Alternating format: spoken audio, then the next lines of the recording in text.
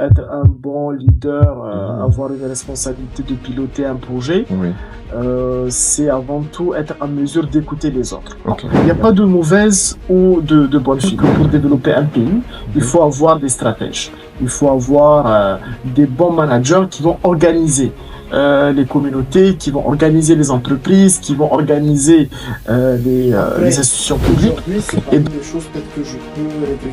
En réalité, ça va paraître un peu bizarre. Certain, parce qu'on sait souvent quand on occupe un poste là où on doit servir, c'est un peu plus compliqué.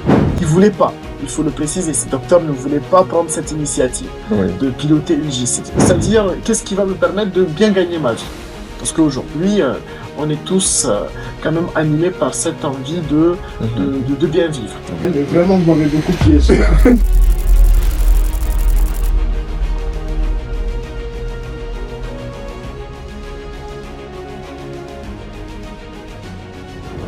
Bonjour à tous et bienvenue pour ce nouvel épisode de Parcours d'Excellence, une série de podcasts qui a été initiée par l'ANEM.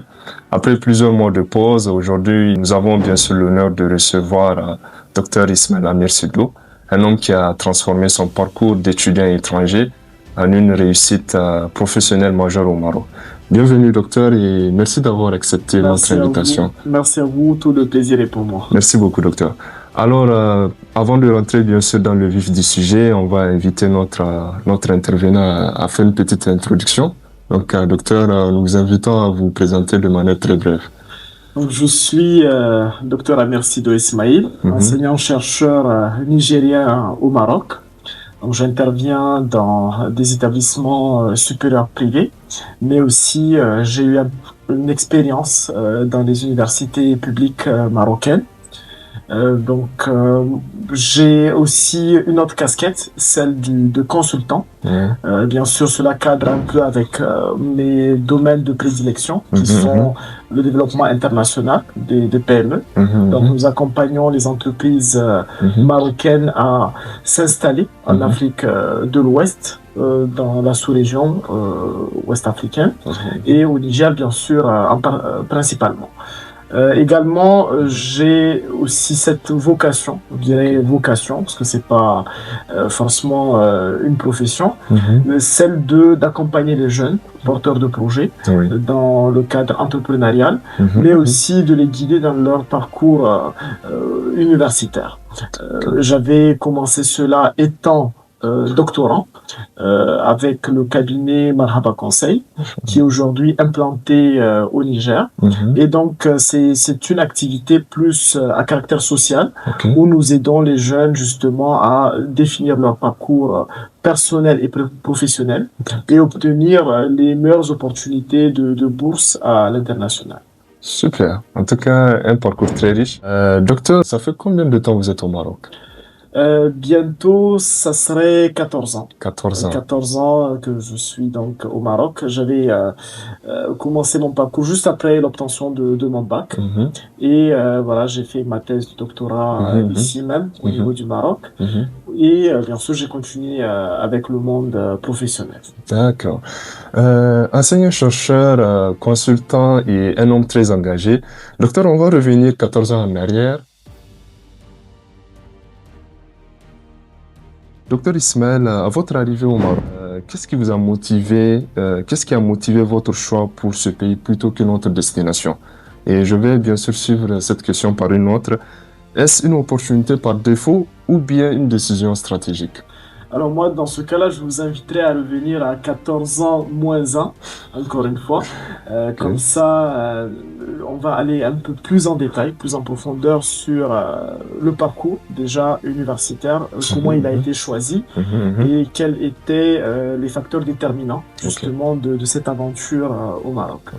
Alors, moi, j'avais fait le bac C, vous le savez très bien, un bac qui est très coté dans notre pays qui est le Niger. Aussi un bac qui n'a pas un grand, on va dire, effectif comparé au bac D, au bac économique ou bien au bac littéraire. J'ai eu la chance d'étudier dans une école de renom aujourd'hui qui est l'eau vive. Bien sûr, il faut bien le préciser. Et j'ai pu être classé parmi les meilleurs au bac. de ma série scientifique, de la série C. Nous avons donc été sélectionnés pour signer des contrats à l'époque avec des multinationales et aussi des sociétés nationales nigériennes pour que ces dernières puissent prendre en charge notre parcours, donc en tant que boursier, bien sûr dans les domaines dont le Niger a besoin.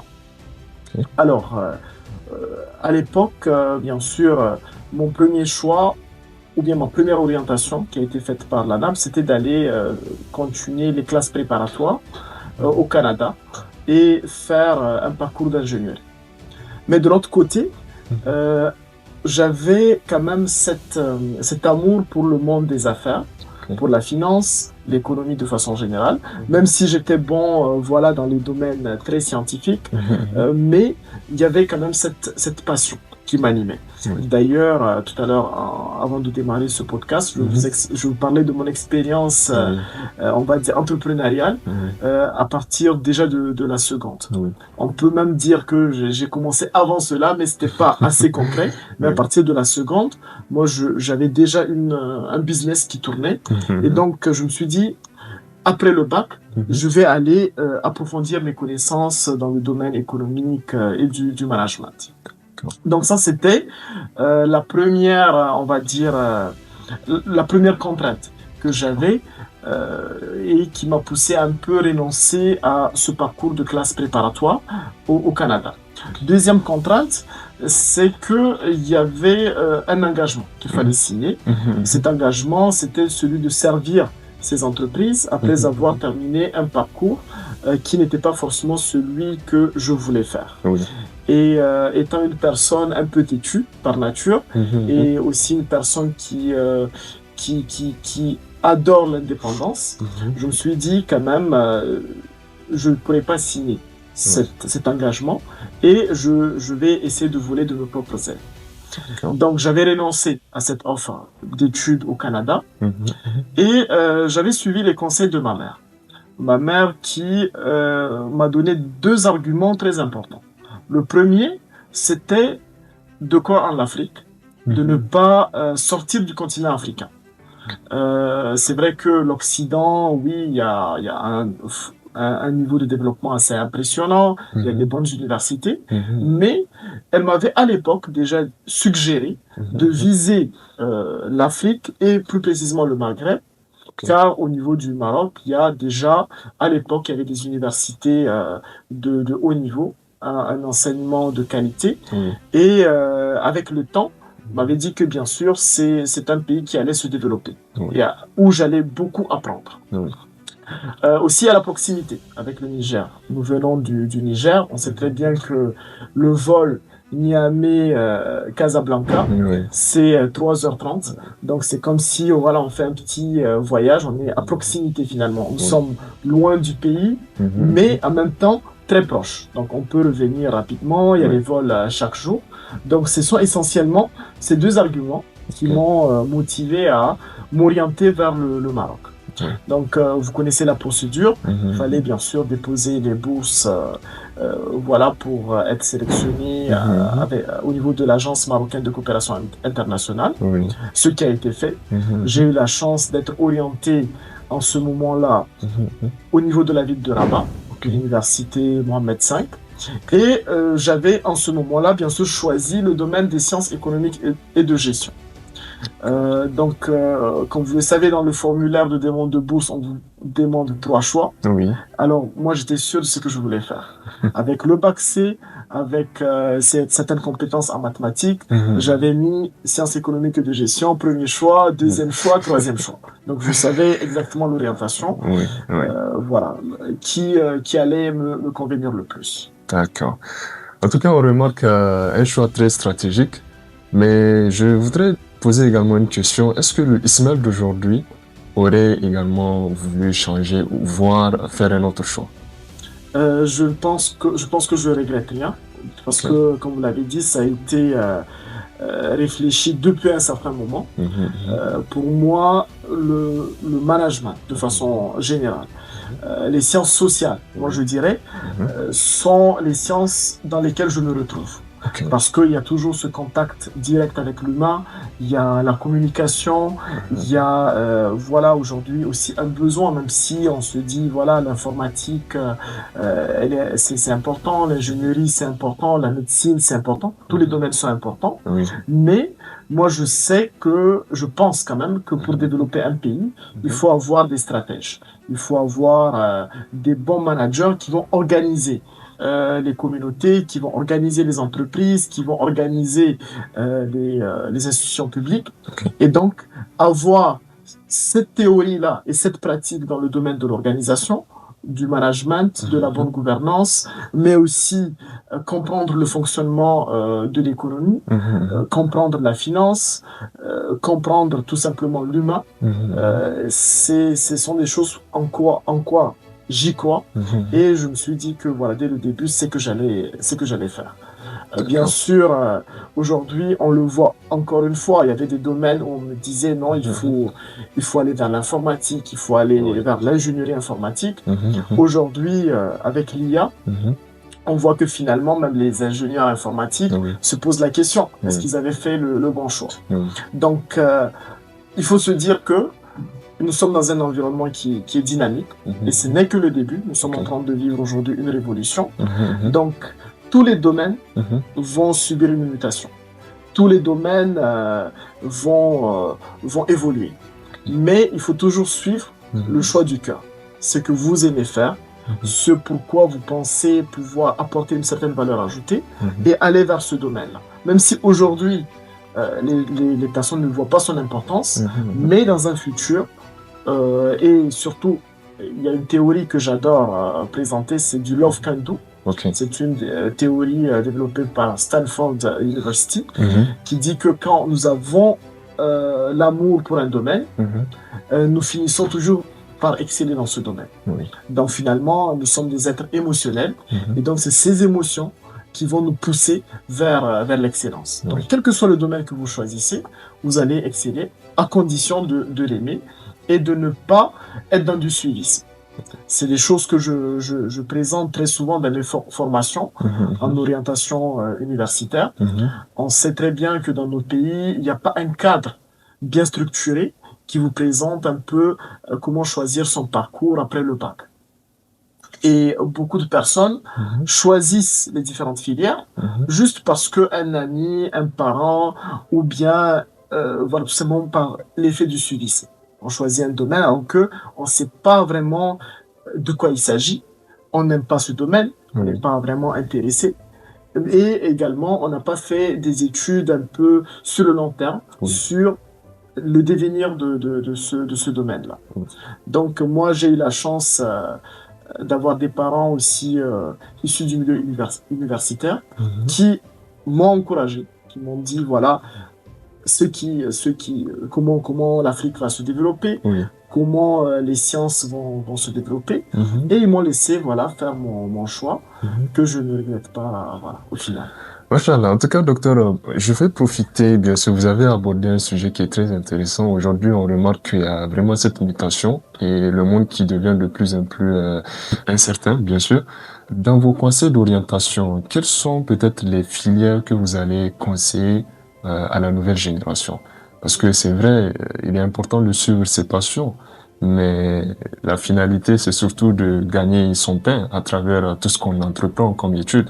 Donc, est-ce que vous pensez qu'aujourd'hui, il y a beaucoup de filières que certains choisissent, mais qui n'auront pas, bien sûr, ce résultat à la fin du parcours?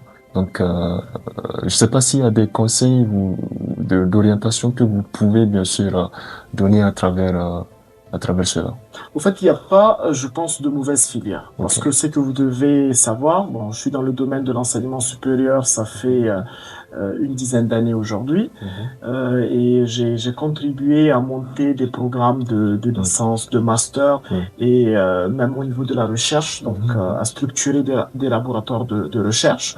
Donc ce que je peux vous dire, c'est que toutes les universités et écoles supérieures, avant de proposer des filières, Donc, il y a toute une étude qui est faite Ok. sur voilà les besoins nationaux et internationaux, sur le développement des sciences. Et donc, à chaque fois, il y a des mises à jour qui se font. Donc, à chaque fois, les filières qui sont proposées de façon générale correspondent à un besoin du marché et à un certain contexte technologique. Maintenant, il n'y a pas de mauvaises ou de bonnes filières. Les filières qui existaient il y a 5 ans de cela ne sont pas les mêmes. Comme je vous l'ai dit, cette année ne seront pas celles qui seront proposées par les universités dans 5 ans également. Donc, un étudiant, lorsqu'il choisit une filière, il doit essayer, à mon avis, de partir sur le concept de ce qu'on appelle de l'ikigai. Okay. Alors l'ikigai, c'est un concept japonais qui est devenu assez vulgarisé maintenant, mais qui veut dire tout simplement que pour réussir dans un domaine ou bien choisir son parcours, il faut combiner 4 éléments essentiels. Le premier élément, c'est ce que je sais faire, là où j'ai quand même une certaine compétence. Cette compétence, bien sûr, on peut la développer, mais on a tous certains prérequis naturels. Certains sont très bons dans la communication, dans la négociation, d'autres sont très bons au niveau des calculs mathématiques, d'autres sont plus bons peut-être avec la construction, etc. Donc chacun a une certaine compétence. Donc c'est qu'il sait faire. Après, c'est ce que vous aimez faire. On peut être bon. Moi, j'étais bon, par exemple, en physique-chimie, mais c'est pas pour autant que je me suis spécialisé dans le domaine. Donc, parce que c'est pas quelque chose pourquoi j'ai une certaine passion profonde. Et donc, le deuxième élément, c'est ce que vous aimez faire. Le troisième élément, c'est ce dont la société a besoin. Parce qu'on est dans un environnement, donc on doit se dire, je vais rentrer au Niger après mon parcours, je vais rester à l'étranger. Alors là où je serai, quels sont les besoins qui existent auxquels je pourrais répondre à travers mon parcours que je vais faire et les compétences que je vais acquérir lors de ce parcours-là. Et enfin, c'est vrai que le quatrième axe est parfois tabou, surtout dans un environnement francophone, mais c'est-à-dire qu'est-ce qui va me permettre de bien gagner ma vie. Parce qu'aujourd'hui, on est tous quand même animés par cette envie de bien vivre. Je vais faire des longues études, je vais par la suite travailler, il faut que ça me rapporte de l'argent pour pouvoir prendre soin de moi, prendre soin de ma famille. Et donc c'est le quatrième élément, c'est de voir un domaine qui va être quand même rentable pour moi. Donc ça, c'est pour répondre un peu à votre question. Il n'y a pas de bon ou bien de mauvais domaine. Tous les domaines qui sont proposés par les universités correspondent à un besoin réel. Pour le choisir, on peut adopter cette matrice de l'ikigai pour se positionner. Et aujourd'hui, quand même, il est indéniable que nous sommes dans une révolution avec l'intelligence artificielle. Et donc, quel que soit le domaine, que je sois en sciences sociales, que je sois en informatique, bien évidemment, que je sois dans le domaine de la médecine, du droit, je dois toujours maîtriser de façon transversale, ça devient une compétence transversale, l'informatique. Je dois maîtriser l'IA, je dois faire des recherches dans ce sens, quel que soit mon domaine, parce que ça devient finalement un outil indispensable de travail. C'est comme l'ordinateur. À un certain moment, on n'utilisait que du papier, pour étudier. À un certain moment, donc c'est plus sur Excel, on utilise Word pour faire nos travaux. Aujourd'hui, on est obligé de travailler avec l'intelligence artificielle. Et en tant qu'enseignant, si on vous dit non, mais c'est pas une bonne, il faut pas reposer sur l'IA, il faut faire les choses soi-même. Moi, je dirais tout simplement, si je vous demande de voyager, justement d'aller au Niger, vous pouvez y aller à pied, n'est-ce pas? Ça va prendre beaucoup de temps, ça va vous fatiguer. Vous n'êtes même pas sûr d'y arriver. Vous pouvez prendre la voiture, c'est plus rapide, mais c'est aussi fatigant. Ou bien vous prenez l'avion, vous arrivez rapidement à destination et de façon plus sécure. Donc c'est ça l'IA, c'est un outil qu'on doit savoir utiliser, mais bien utiliser, quel que soit notre domaine. D'accord, merci beaucoup docteur pour votre réponse. Docteur, je voudrais savoir, est-ce que dans votre parcours étudiant ici au Maroc, il y a une expérience qui vous a beaucoup marqué et que vous voulez bien sûr partager avec le public aujourd'hui. Alors, en tant qu'étudiant, moi, ce qui m'a beaucoup marqué, c'est cette deuxième école que j'ai suivie, Ok. celle du monde associatif. Parce que dès ma première année, dès mon arrivée au Maroc, j'avais rejoint l'ANEM, l'association des Nigériens étudiants et stagiaires au Maroc, où j'avais dans un premier temps occupé la responsabilité du chargé académique, social. Et bien sûr, au fur et à mesure, donc j'ai été propulsé au rang du secrétaire général. Alors, pourquoi je dis une deuxième école? Parce que c'est vrai, on apprend des théories en classe. On apprend des choses qui restent quand même assez théoriques.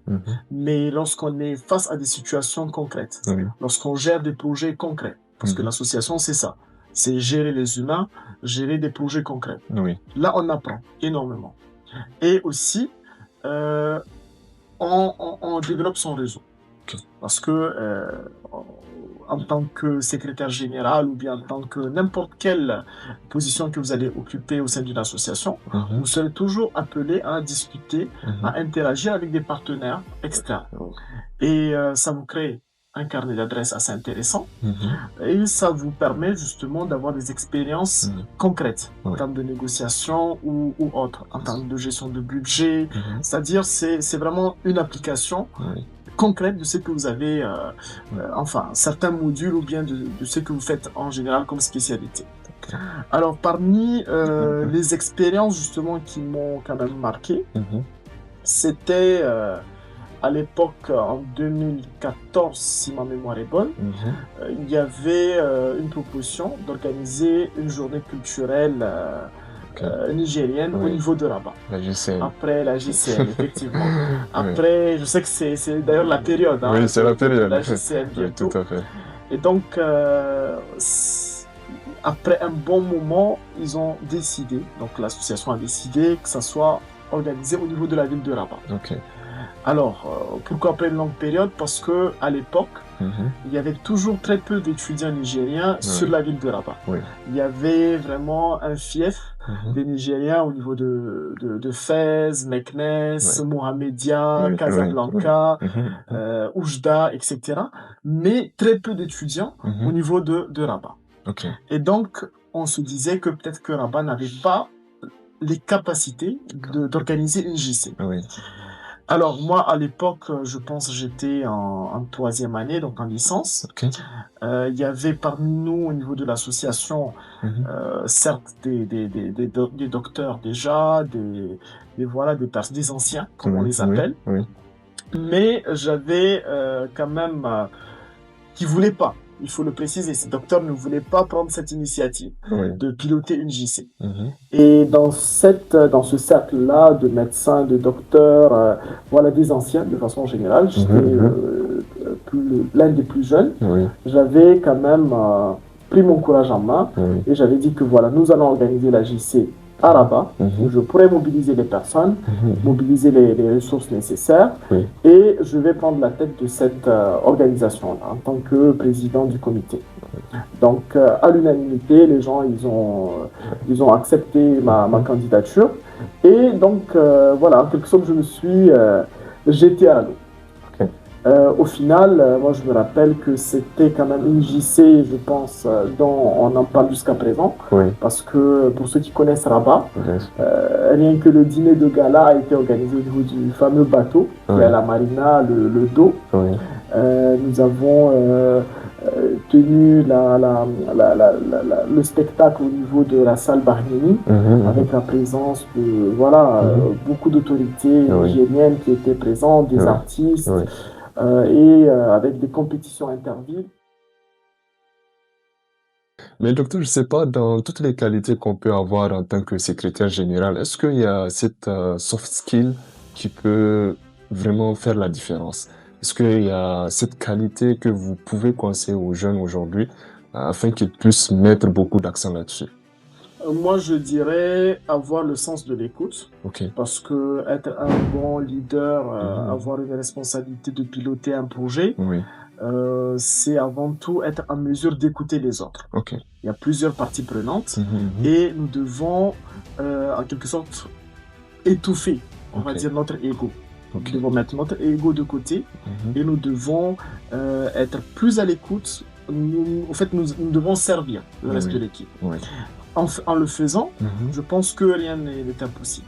Ouais. En tout cas, c'est la stratégie que j'avais mis en place. Mhm. Je me suis dit que voilà, je vais écouter tout le monde. Mhm. Bien sûr, écouter ne veut pas dire Oui. faire exactement ce que les autres veulent, Oui. mais c'est d'avoir plusieurs données. Ok.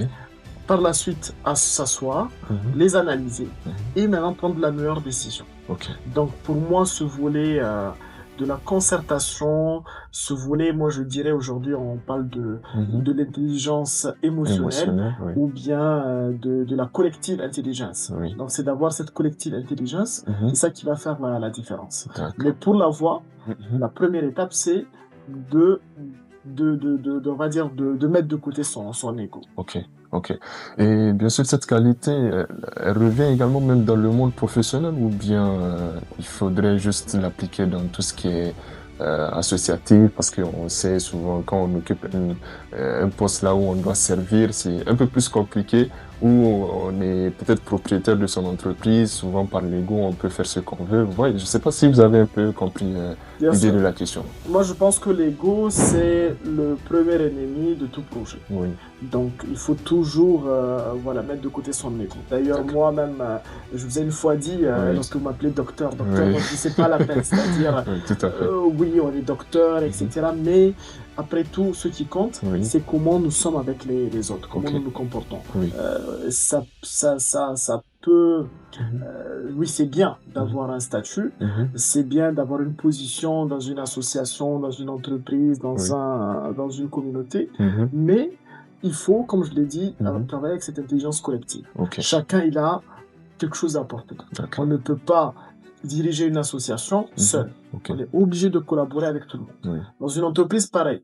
Je suis le directeur, je suis le président, le propriétaire, Mhm. mais tout seul, je peux rien faire. Oui, Je dois travailler avec les autres. oui. Et donc, pour cela, Mhm. je dois me mettre au même niveau. Ok, Donc, c'est en quelque sorte, au lieu d'avoir ce style de management pyramidal, ok, on va aller un peu sur un style de management qui sera beaucoup plus, on va dire, transversal et beaucoup Ok. plus, voilà, beaucoup plus lissé. ok. Moi, je pense que c'est d'ailleurs un conseil que j'avais reçu d'un des grands enseignants qui m'avait voilà, accompagné pendant mon parcours au niveau du master. Mhm. Il m'a toujours dit la modestie, l'humilité, Mhm. l'écoute, Mhm. savoir collaborer avec les autres. Oui, C'est ça qui va faire la différence. oui. Après, bien évidemment, il faut qu'on soit aussi honnête. Mhm. Nous sommes dans un environnement où parfois, il faut Mhm. s'imposer. Il faut s'imposer. Il faut, on va dire, taper Mhm. de la main sur la table. Oui. Et donc, oui, en ce moment, Quelles sont les astuces que vous utilisez pour vraiment exceller à l'école et obtenir bien évidemment son diplôme de manière très brillante? Alors, moi, je peux dire que c'est une habitude ou bien un mindset que j'avais développé bien avant de commencer mes études supérieures. Ça a commencé depuis le jardin d'enfants, moi je dirais. Parce que j'ai toujours voulu être le meilleur de la salle, là où je me trouve. Et ce n'est pas uniquement au niveau de l'école. Même les arts martiaux que j'avais pratiqués, je voulais toujours être le combattant le plus, on va dire, redouté. Au niveau du sport, pareil. J'ai cet esprit de compétition, mais pas la compétition dans le sens négatif, mais dans le sens où je devais me surpasser. Donc, vraiment, quand je prends l'intégralité de mon parcours, au niveau du sport, peut-être physiquement, j'étais pas le plus physiquement robuste, mais je me donnais à fond pour pouvoir être le meilleur, pour pouvoir rester sur le terrain. Au niveau des arts martiaux, pareil. Même si mon adversaire était beaucoup plus fort que moi, j'essaie de résister au maximum.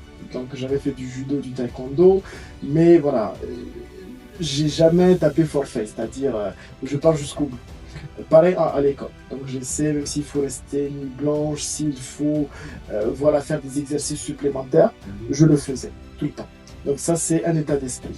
Après, aujourd'hui, c'est parmi les choses peut-être que je peux regretter. En réalité, ça va me paraître un peu bizarre, mais ça a des impacts. Donc le fait de forcer, de dépasser un peu ses limites, sur le long terme, ça fatigue. Sur le long terme, ça épuise.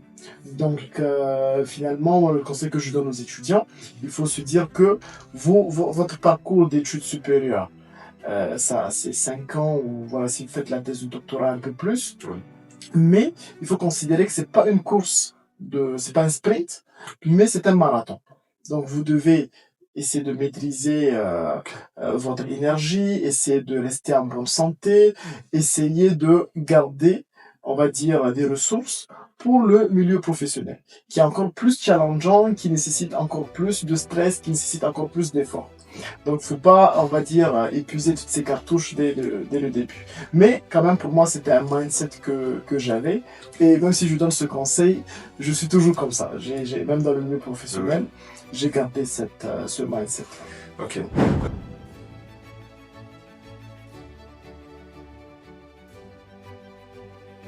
Beaucoup d'étudiants se sentent un peu perdus après le diplôme. Qu'est-ce qui vous a motivé à rester au Maroc, pour votre cas? Et quels sont les conseils que vous pouvez donner aux jeunes diplômés, bien sûr?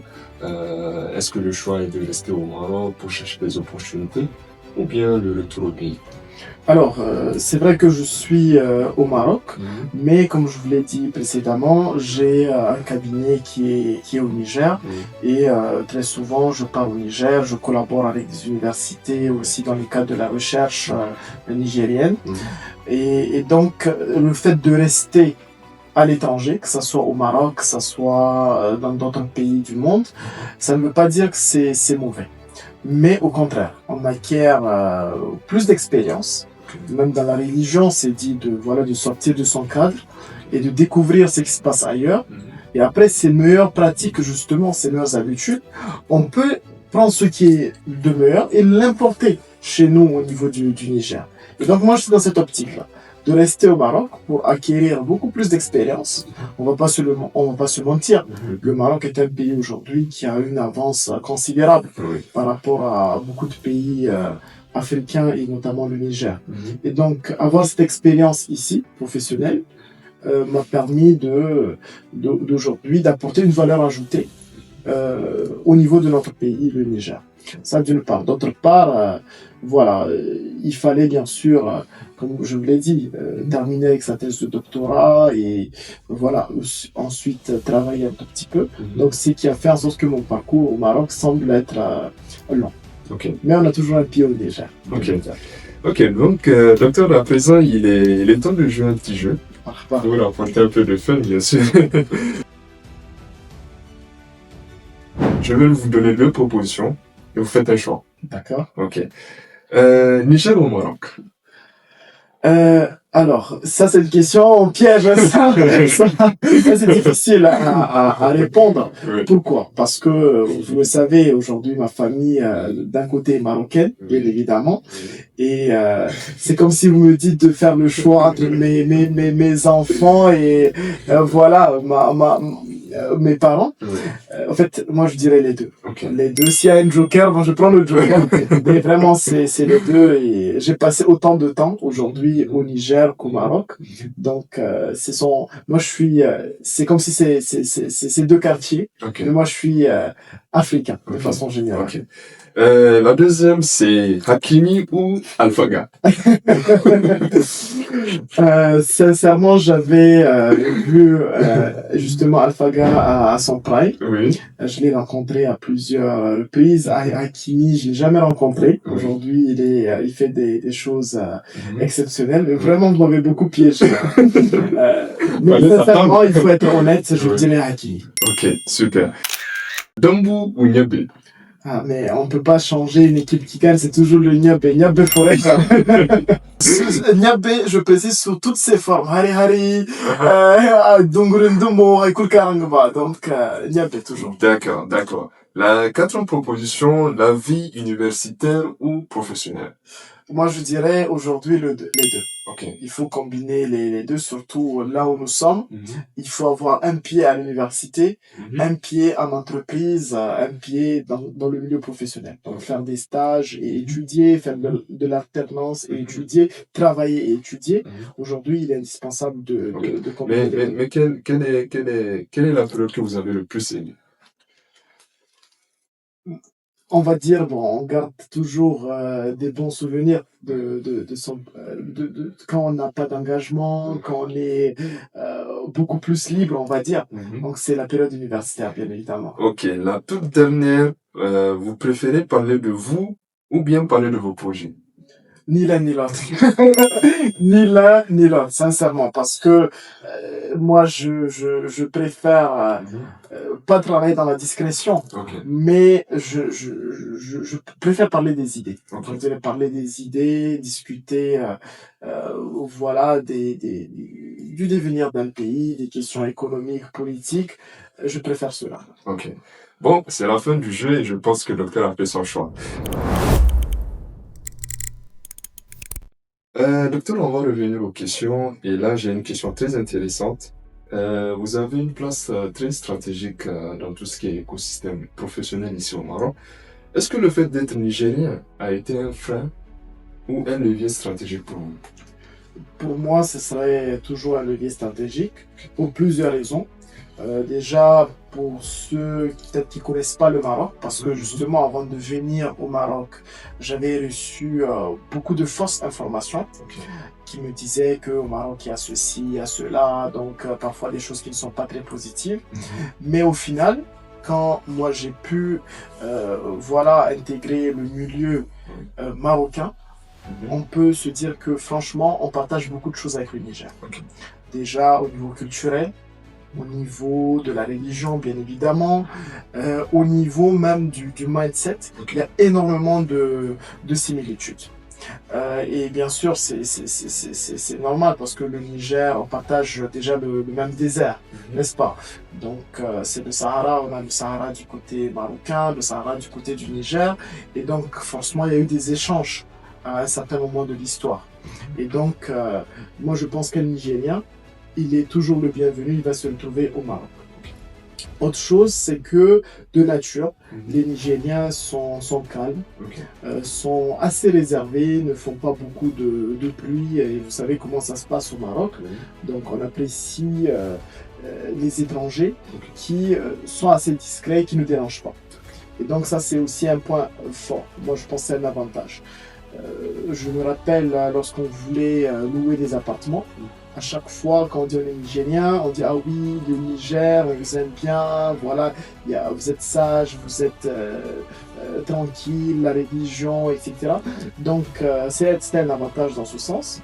Et finalement, bon, on le sait très bien sur le plan diplomatique, il y a, et économique aussi, il y a de liens très forts entre le Maroc et le Niger. Et ces liens sont de plus en plus forts actuellement avec le fameux projet de l'accès à l'océan des pays du Sahel, avec le fameux port de Dakhla. Et donc aujourd'hui, être nigérien au Maroc, ce n'est qu'une opportunité. Ma thèse, je l'ai travaillée sur justement ce développement international, l'internationalisation des PME marocaines en Afrique de l'Ouest. Et là aussi, aujourd'hui, lorsque vous êtes compétent, vous êtes nigérien, vous faites votre parcours au Maroc, une entreprise marocaine qui souhaiterait investir au Niger va certainement avoir un intérêt de collaborer avec vous. Parce que vous maîtrisez les deux.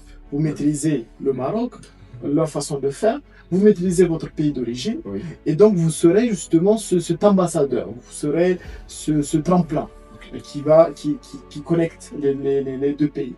Donc en ce sens, moi je trouve qu'un Nigérien, quel que soit son domaine, une fois qu'il présente cet argument-là, il peut avoir déjà des opportunités de stage et par la suite, il peut se créer une opportunité professionnelle. Et j'en ai vu des cas. J'en ai vu beaucoup de Nigériens, des lauréats, qui aujourd'hui font le pont entre le Maroc et le Niger, mais aussi ils partent dans d'autres pays de la sous-région. Très intéressant. À présent, docteur, vous êtes enseignant-chercheur dans le supérieur ici au Maroc.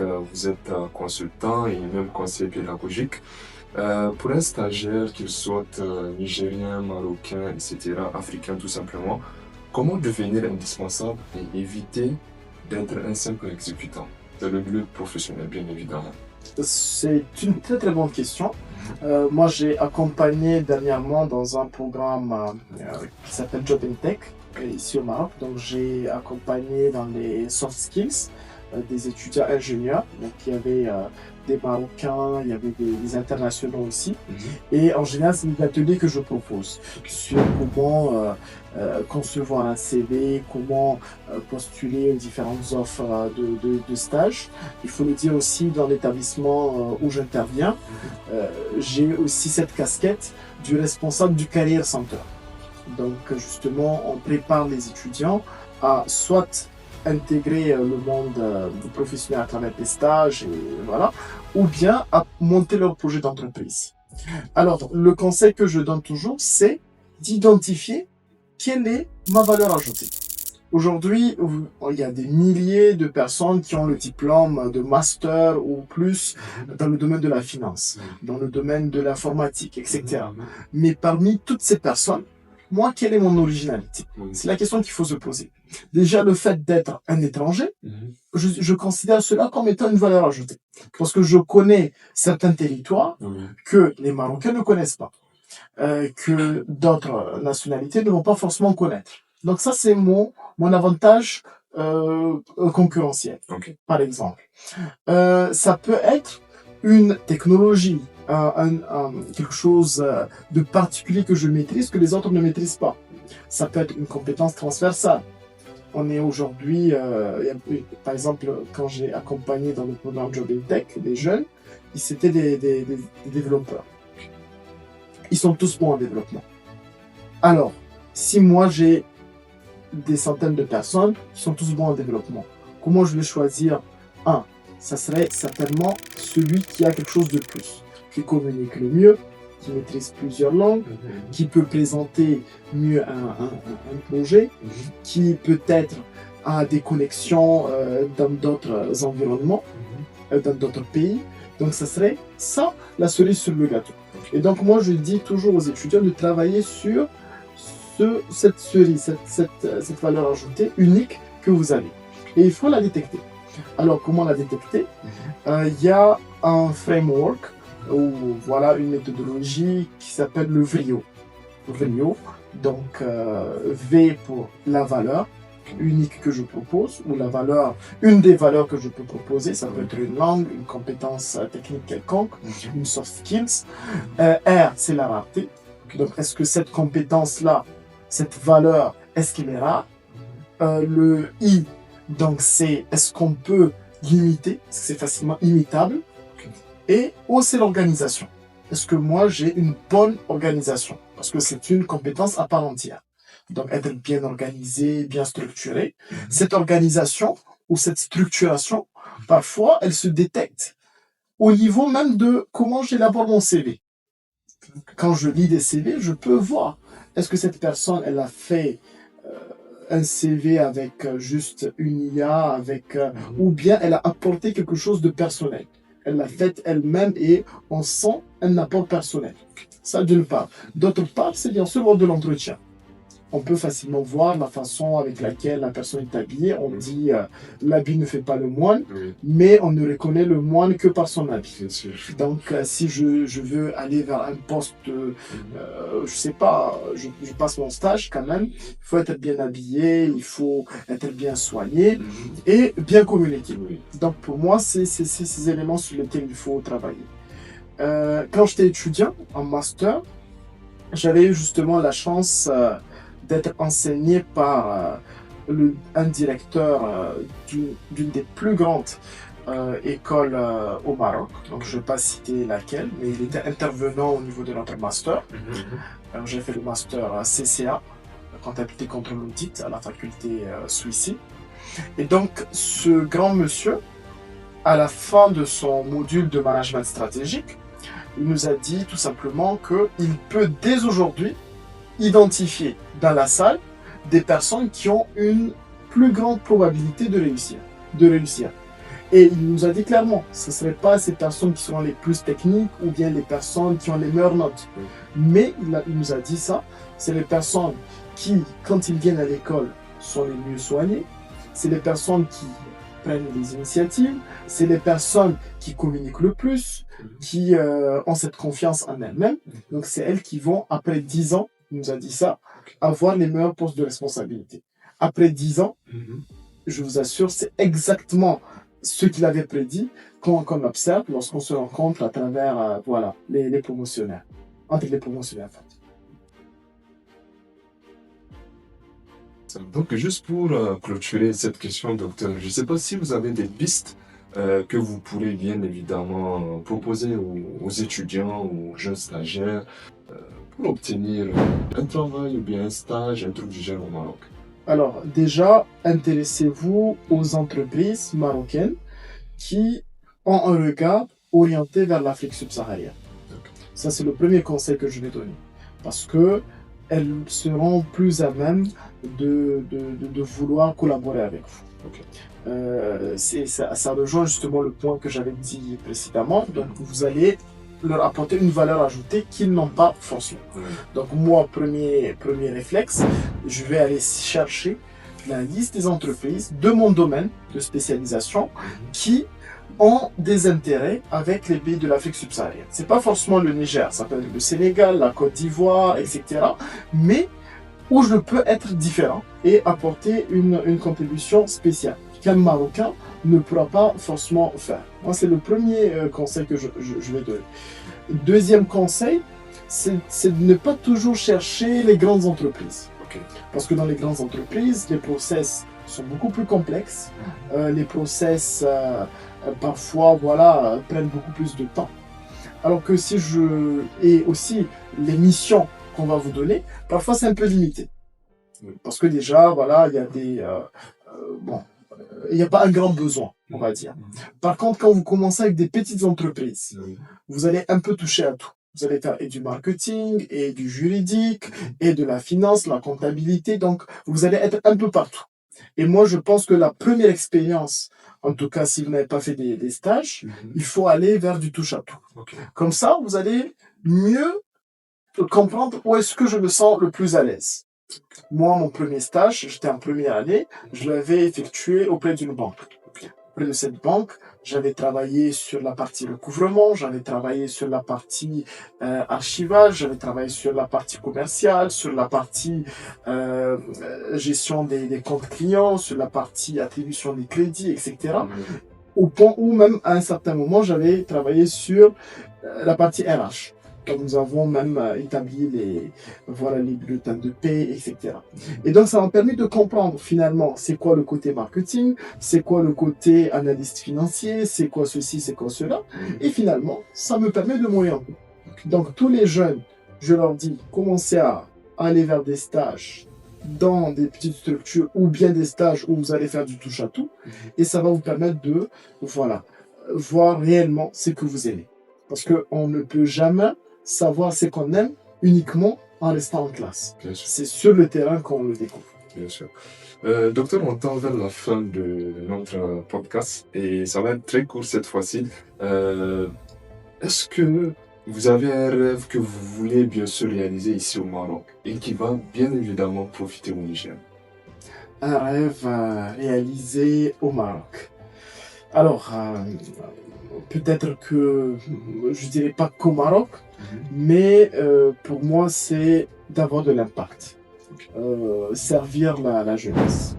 Aujourd'hui, alhamdoulilah, j'ai eu la chance, justement, à un certain moment de ma vie où des personnes ont cru en moi. Malgré mon jeune âge, j'avais occupé des postes de responsabilité quand même assez tôt. Ça parce qu'on a cru en moi. Et moi, je crois en la jeunesse aussi. Et peut-être c'est de servir cette jeunesse-là, de leur donner des opportunités et Aussi peut-être avoir l'appui, parce que tout seul je peux pas le faire, comme je l'ai dit. Avoir un appui fort de certaines institutions, de certaines personnes, pour qu'on puisse ensemble créer un concept autour de la jeunesse africaine qui va croire en elle et qui va oser entreprendre, oser prendre des initiatives et oser développer l'Afrique. Le développement de l'Afrique va passer par la jeunesse et nous sommes dans un moment charnière actuellement avec l'IA qui crée des inégalités. C'est clair, en Occident, quelqu'un qui a des technologies telles que l'IA va aller plus vite et plus loin. Nous, à peine, en Afrique, voilà, on cherche comment se connecter à Internet, comment avoir de la lumière. Et donc, le gap, aujourd'hui, il est énorme. Mais là, il y a quand même cet espoir que la jeunesse pourra s'unir et pourra vraiment travailler. Et moi, c'est ça mon rêve. Tant que je saurai que j'ai apporté un impact dans ce sens, j'ai laissé une trace, voilà, que ce soit au Maroc ou bien voilà, au Niger ou dans n'importe quel pays de l'Afrique, je serai satisfait. Mon rêve sera réalisé. Okay. Comme je l'ai dit, je raisonne Afrique, je ne raisonne pas Niger ou Maroc ou autre. Et c'est un état d'esprit. D'accord, super. Si vous devez donner un seul et unique conseil à un étudiant qui nous regarde, afin qu'il réussisse bien sûr dans sa vie professionnelle, quel serait ce conseil? D'oser, rêver et de ne jamais abandonner, d'être résilient, de croire en lui. C'est important. Et de ne pas avoir peur de l'échec aussi, parce que ça fait partie de l'apprentissage. On va toujours échouer, il faut juste savoir se relever. Et de ne pas avoir peur de la critique ou bien du regard des autres.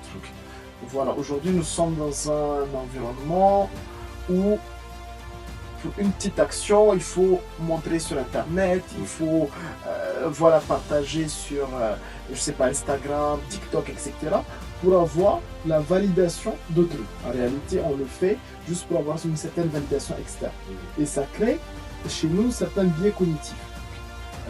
Raison pour laquelle je vous ai dit, moi j'ai pris cette décision de ne pas trop publier pour ne pas justement développer cette dépendance du regard des autres. Et moi c'est ce que je dis aux jeunes, parce que je sais que la jeunesse actuelle, bon, nos petits frères, on est tous jeunes, mais moi, je parle de nos petits frères, de la génération Z, ils sont vraiment touchés par cela. Et avoir cette validation qui n'est pas forcément un facteur de succès. En tout cas, merci beaucoup, Dr Ismaël. Nous sommes à la fin de notre podcast. Ça a été cool. J'imagine que vous avez profité du moment pour donner les meilleurs conseils.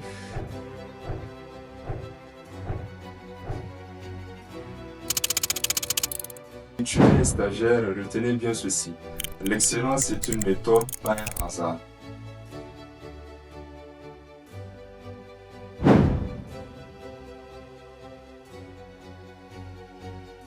Merci. Au revoir.